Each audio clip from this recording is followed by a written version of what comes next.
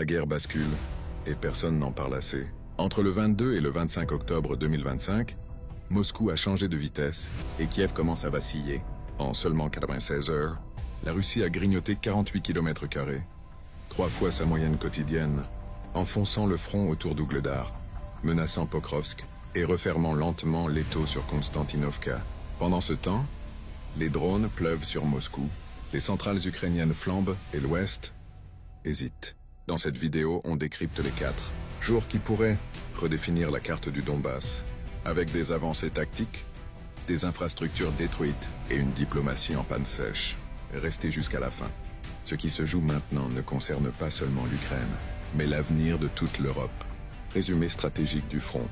Du 22 au 25 octobre, 2025 jours 1336 à 309 de l'opération militaire spéciale. Slogan du moment. Moscou grignote, Kiev vacille, l'Ouest hésite. 1. Avancée terrestre russe. Une accélération méthodique. La Russie change de rythme, passant du grignotage à l'offensive coordonnée. Elle libère 48 km/h en une seule journée, 24 octobre, soit 3 fois la moyenne quotidienne. Ougledar, devenu le nœud tactique décisif. Perchotravneve, Pavlovka, Ivanovka et Tegorovka tombent. Encerclement en cours de Novopavlovka, progression vers Privolnoye et Fyodorovskoye.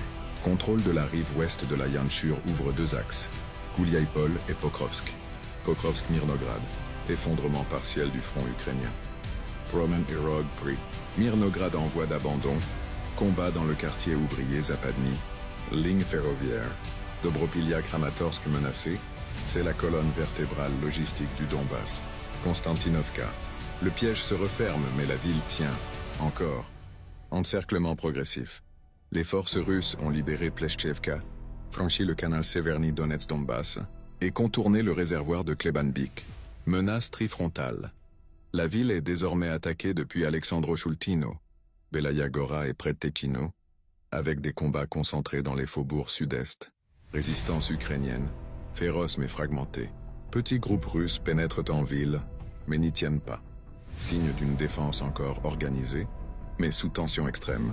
Objectif russe clair, couper la route vers Kramatorsk pour isoler le groupe de forces ukrainiens dans le Donbass central. Statut au 25 octobre. Pas de chute imminente, mais isolement accéléré.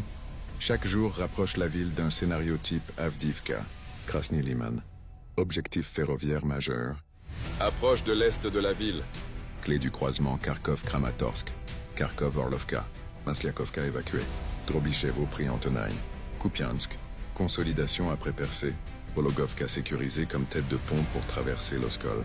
Pression constante sur le centre et le sud, malgré contre-attaques locales ukrainiennes. Zaporijia. Malaya Tokmachka reste un point chaud, mais les combats urbains se stabilisent. Ukraine utilise drones en escadron depuis Orekovo, sans reconquête. À Kherson, l'île de quarantaine, tremplin pour la rive droite. Contrôle russe consolidé. Toutes les contre-attaques ukrainiennes ont échoué. L'île est pleinement sécurisée. Tir massif sur la rive gauche. Jusqu'à 65 obus jour, 22 octobre. Causant morts et blessés civils. Novaya Kakhovka, Vinogradovo. Préparation offensive. Moscou y installe des positions d'artillerie avancées, des systèmes de défense aérienne et des emplacements logistiques. Objectif à moyen terme. Établir une tête de pont sur la rive droite, menaçant directement Kherson et forçant Kiev à diviser ses réserves. Riposte ukrainienne. Bombardement de 13 localités sur la rive gauche. Stratégie de harcèlement civil, inefficace tactiquement. Un front nord, Sumy-Kharkov. Progrès russe modeste mais persistant.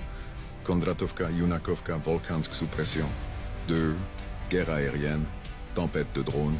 Frappe chirurgicale. Ukraine. Intensifie les attaques jusqu'aux portes de Moscou. 450 drones détruits en 7 jours, dont 136 à 293 par jour. Attaque sur Belgorod, Bryansk, Ryazan, voire Krasnogorsk, banlieue moscovite. 5 civils blessés. Russie. Riposte stratégique et systémique. 400 plus drones, plus 30 missiles Screen jour sur 9 régions ukrainiennes. Cible clé. Centrale thermique. Tetska, Tête 5. Tête 6 Kiev complètement détruite. Infrastructures ferroviaires. Gare de Lozova, Pavlorad, soumis hors service. Éolienne près de Kramatorsk et Dnipropetrovsk. frappé car utilisé pour radars et com. Porte d'Odessa, bombe guidée modernisée. Lanceur Neptune Plus, véhicule de rechargement détruit, coup dur pour la défense.